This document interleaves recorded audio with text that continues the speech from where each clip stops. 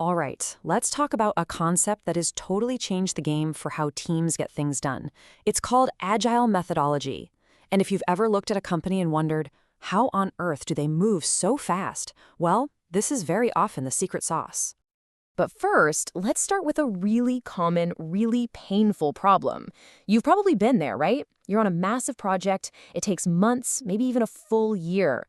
Everyone follows the plan down to the letter, you hit every deadline, and then you finally show it to the customer and they go, yeah, this isn't what I wanted. It's just a gut punch. So why does that happen so often? Well, a lot of the time, the culprit is the old school way of managing projects. It's a method called waterfall. And the name says it all, doesn't it? It's completely linear. You start at the top by getting all the requirements, then you design the whole thing, then you build it, then you test it, and then, finally, you deliver it. And the key rule here is you can't go backward. You can't swim upstream.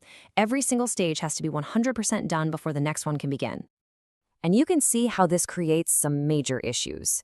It's all driven by a massive upfront plan, which means you're betting that you know everything from day one. Communication with the business side tends to be pretty rare. Releases are these huge, once-a-year events, and maybe the scariest part of all, testing happens at the very, very end. If you find a huge flaw then, you're in a world of hurt. So if that's the old way, what's the better way? It's a completely different philosophy, and it's called Agile. It's basically designed for a world where things are always changing. I absolutely love this analogy because it makes the difference so incredibly clear. With waterfall, it's like you're following a super strict recipe for a year, and you only get to taste the food at the very end to find out if it's any good. But with Agile, you're the chef. You're tasting the sauce, adding a little salt, adjusting the heat. You're getting feedback the entire time, making sure the final dish is perfect. And you can really see that difference right here. Look at the left, that's waterfall. It's a one-way street, straight down. But on the right, you've got Agile. See that loop? It's a constant cycle of planning, building, learning, and improving, over and over again. So let's put them head to head. Waterfall is all about the plan. Agile is all about learning. Waterfall gives you one giant release at the end. Agile delivers in short, quick bursts. And Waterfall waits to test until it's almost too late. Agile is testing all the time. It's pretty clear. It's a direct answer to all those old problems. Okay, so the philosophy makes sense, but how does it actually work? Well, the engine room of the most popular Agile framework, which is called Scrum, is something called a sprint. And it all starts right here with what's called the backlog. Just picture that giant funnel on the left being every single idea you could possibly have for a project. Every feature, every fix. That huge list gets refined and, most importantly, prioritized into what's called the product backlog. This is basically the team's ultimate to-do list. Now, obviously, a team can't do all of that at once, so they break it down into sprints. A sprint is just a short, protected period of time, usually 2 weeks, where the team focuses on completing a small chunk of that work. It's kind of like running a marathon, but one short race at a time.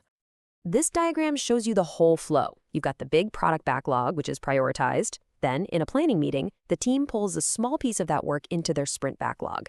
For the next 2 weeks, that's their entire world. They meet every day to sync up, and at the end, they've got a finished piece of the product.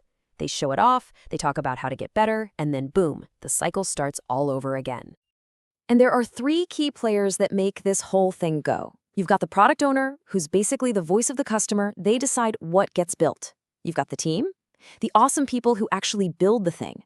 And then you have the Scrum Master, who's like a coach. They're not the boss, but they help the team by removing any roadblocks and just making sure the process works smoothly.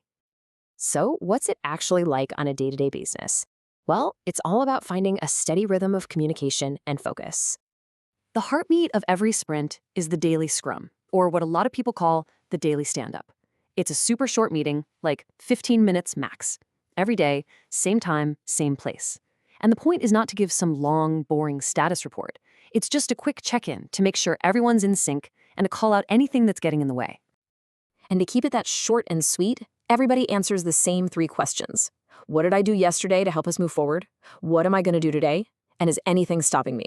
That's it. It is incredibly efficient, and problems get flagged right away, not a week later. Now, just as important as that daily sync is the look back at the end of the sprint. It's a meeting called the Sprint Retrospective. And this is where the team gets really honest and asks what went well, what didn't go so well, and what's one thing we can change to make the next sprint even better. This is what drives that constant improvement. So we've seen how it all works, but let's get to the bottom line, right? Why does this approach actually win? Why is it so successful? This chart right here tells a huge part of the story. That orange area is your cost. With the waterfall project, you spend all that money and you don't deliver any value, that's the yellow, until the very end. But look at Agile. That green area shows you start delivering real value to the customer in small pieces almost right away. Your customer gets a return on their investment so much faster. It's the difference between waiting a year for a perfect product versus launching a simpler version in 2 months and getting real feedback from real users. Another massive win is just plain old communication. Because the entire team is talking every single day, there are no silos, there are no big surprises. Everybody knows what's going on all the time. And remember that original problem we talked about? The customer changing their mind? In an Agile world, change isn't a disaster, it's just normal. Because you work in these short cycles, you can easily adjust your plan for the next sprint based on new feedback. You get to build what your customer needs right now, not what they thought they needed a year ago. And finally, all of this builds an incredible amount of trust. Your customer isn't left in the dark for a year. Every couple of weeks, they get to see and actually use a working piece of software. They feel involved, they can give feedback, and they can see you're making real progress. It creates a fantastic collaborative relationship. You know, Agile got its start in the world of software, but these ideas, breaking big problems into small pieces, working in short cycles, talking constantly, and always being ready to adapt, they're just powerful. You can apply them to almost anything. And that really leaves us with one final thought to chew on. Agile completely changed how we build software. What could it change for you? Thanks for tuning in.